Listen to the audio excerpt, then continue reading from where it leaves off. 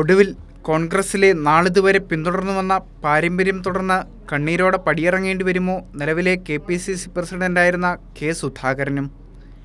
ഇന്നലത്തെ കാഴ്ചകൾ കണ്ടാൽ ചരിത്രം വീണ്ടും കോൺഗ്രസിൽ ആവർത്തിക്കുകയാണെന്ന് കാണാനാകും. 1992 ശേഷം ഏതെങ്കിലും KPCC പ്രസിഡന്റിൻ്റെ കണ്ണീര് ഇന്ദിരാഭവൻ്റെ മുറ്റത്ത് വീഴാതെ ഒരു സ്ഥാനാരോഹണമോ സ്ഥാനത്യാഗമോ കേരളത്തിലെ കോൺഗ്രസിൽ ഉണ്ടായിട്ടുണ്ടോ? നമുക്ക് പരിശോധിക്കാം. 2001 AK ആൻ്റണി മുഖ്യമന്ത്രിയാവുന്ന അതേ ദിവസമാണ് KPCC പ്രസിഡന്റ് സ്ഥാനത്ത് നിന്ന് തെന്നല ബാലകൃഷ്ണപിള്ള പുറത്താക്കപ്പെടുന്നത്. രാജ്ഭവനിലെ സത്യപ്രതിജ്ഞയ്ക്ക് പിന്നാലെ ഇന്ദിരാഭവനിലെത്തിയ തെന്നല, ഗുലാം നബി ആസാദ് അടക്കമുള്ള നേതാക്കളെ സാക്ഷി നിർത്തി മിനിറ്റ്സ് ബുക്കും പ്രസിഡന്റിൻ്റെ കാറിൻ്റെ താക്കോലും കെ മുരളീധരനെ ഏൽപ്പിച്ചാണ് തലകുനിച്ച് മൗനിയായി പടിയിറങ്ങിപ്പോയത്. വീട്ടിലേക്ക് മടങ്ങിപ്പോകാൻ അദ്ദേഹത്തിന് ടാക്സി കാർ പോലും ആരും വിളിച്ചു കൊടുക്കാൻ ഉണ്ടായില്ലെന്നതാണ്. ശാസ്തമംഗലത്ത് നിന്ന് കാലി വന്ന ഒരു ഓട്ടോറിക്ഷ കൈകാണിച്ച് നിർത്തിയാണ് തെന്നല ബാലകൃഷ്ണപിള്ള അന്ന് വീട്ടിൽ പോയത്. നന്ദാവനത്തെ മുസ്ലിം അസോസിയേഷൻ ഹാളിൽ നടന്ന സംഘടനാ തെരഞ്ഞെടുപ്പിൽ വയലാർ രവിയോട് പരാജയപ്പെട്ട അപമാനിതനായി പടിയിറങ്ങിയ AK ആൻ്റണിയെ തോൽപ്പിച്ച KPCC അധ്യക്ഷനായ വയലാർ രവി 1998 പടിയിറങ്ങിയതും ലീഡറുമായി പിണങ്ങിപ്പിരിഞ്ഞ് കണ്ണീരണിഞ്ഞായിരുന്നു.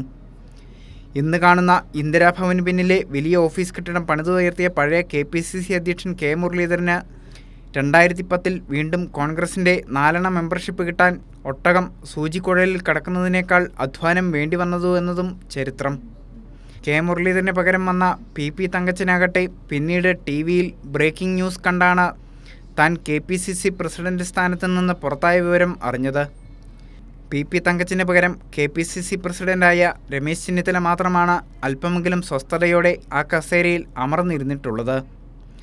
അതൊരു പക്ഷേ ആ തലമുറയിലെയും ഇന്ന് ജീവിച്ചിരിക്കുന്ന കോൺഗ്രസ് നേതാക്കളിലെയും രമേശ് ചെന്നിത്തല എന്ന രാഷ്ട്രീയക്കാരൻ്റെ മികവുകൊണ്ട് മാത്രമായിരിക്കുമെന്ന് ഇപ്പോൾ പറയേണ്ടി വരുന്നു. പക്ഷേ തനിക്ക് പിൻഗാമിയായി G. കാർത്തികേയൻ വരണമെന്നതായിരുന്നു ചെന്നിത്തലയ്ക്കും ഉമ്മൻചാണ്ടിക്കും താൽപ്പര്യം.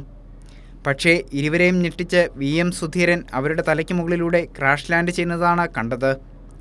ഒരു ദിവസം പോലും VM സുധീരൻ ആ കസേരയിൽ മനസ്സമാധാനത്തോടെ ഇരുന്നിട്ടുണ്ടാവുമെന്ന് അദ്ദേഹം പോലും പറയില്ല. അവസാനം സുധീരനും സ്വയം രാജിക്കത്തെഴുതി കൊടുത്തിട്ട് തൻ്റെ വഴിയെ സമാധാനം തേടിപ്പോയി. KPCC അധ്യക്ഷ പദവിയിൽ തുടരുന്നത് ഉചിതമല്ല. KPCC അധ്യക്ഷ പദവി ഒഴിയാൻ ഞാൻ ആഗ്രഹിക്കുകയാണ്. കാരണവും അദ്ദേഹം വിശദമാക്കി. അപകടത്തിൻ്റെ പശ്ചാത്തലത്തിൽ ചികിത്സയ്ക്ക് കുറച്ച് ദിവസങ്ങൾ കൂടി വേണ്ടിവരും എന്നുള്ളത് കൊണ്ടും വിശ്രമം ആവശ്യമായതുകൊണ്ടും ഡോക്ടർമാരുടെ ഉപദേശം അതാണ്. VM സുധീരന് പകരക്കാരനായി വന്ന MM ഹസൻ ഒരു വർഷം കഷ്ടിച്ച് അള്ളിപ്പിടിച്ചിരുന്നപ്പോഴേക്കും ഹസൻ്റെ കസേരയും തെറിച്ചു. പകരം കേരളത്തിലെ മുഴുവൻ കോൺഗ്രസ് നേതാക്കളുടെയും തലയ്ക്ക് മുകളിലൂടെ ഒരു സുപ്രഭാതത്തിൽ ദില്ലിയിൽ നിന്ന് മുല്ലപ്പള്ളി രാമചന്ദ്രൻ KPCC കസേരയിലേക്ക് പറന്നിറങ്ങി. 2021 നിയമസഭാ തെരഞ്ഞെടുപ്പ് പരാജയത്തിൻ്റെ പാപഭാരം അത്രയും ചുമലിൽ കെട്ടിവെക്കപ്പെട്ട മുല്ലപ്പള്ളിയെ ജീവിതത്തിൽ ഇതുവരെ ശത്രുക്കൾ പോലും വിളിച്ചിട്ടില്ലാത്ത കേട്ടാലിറക്കുന്ന ചീത്തവാക്കുകൾ സമൂഹമാധ്യമത്തിൽ വിളിച്ചാണ് കോൺഗ്രസ് അണികൾ KPCC പ്രസിഡന്റ് പദവിയിൽ നിന്ന് ആട്ടിപ്പുറത്താക്കിയത്. അന്ന് നടന്ന ചീത്തവിളികൾക്കൊപ്പം ഉയർന്നു കേട്ടതത്രയും കെ സുധാകരനെ വിളിക്കൂ, കോൺഗ്രസിനെ രക്ഷിക്കൂ എന്നതായിരുന്നു. സമൂഹമാധ്യമങ്ങളിൽ ഒരു സുപ്രഭാതത്തിൽ KS ബ്രിഗേഡ് എന്ന പേരിൽ കെ സുധാകരൻ്റെ ആർമിയുടെ രംഗപ്രവേശനവും കോൺഗ്രസ് സാക്ഷ്യം വഹിച്ചു.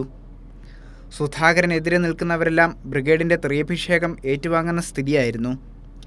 ഇപ്പോൾ ഇതാ കെ സുധാകരനും തൻ്റെ മുൻഗാമികളെപ്പോലെ ഖിന്നനായി പടിയിറങ്ങാൻ പോകുന്നു. എന്നാണ് എൻ്റെ വിശ്വാസം. എന്നോട് മാറാൻ ആരും പറഞ്ഞിട്ടില്ല. മാറാൻ ആരും പറയാത്തിടത്തോളം കാലം ഞാൻ മാറാതെ നിൽക്കുമെന്നാണ് എൻ്റെ വിശ്വാസം.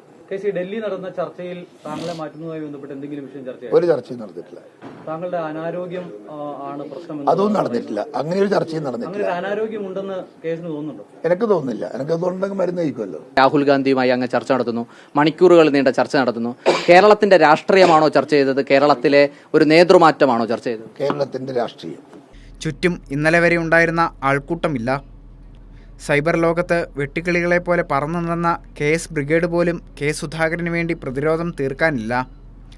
അപ്പോഴും കണ്ണൂരിൻ്റെ പോരാട്ടവീര്യം കരുത്താക്കി ഒറ്റയ്ക്ക് നിന്ന് പ്രതിരോധം തീർത്തു നോക്കുന്നുണ്ട് സുധാകരൻ.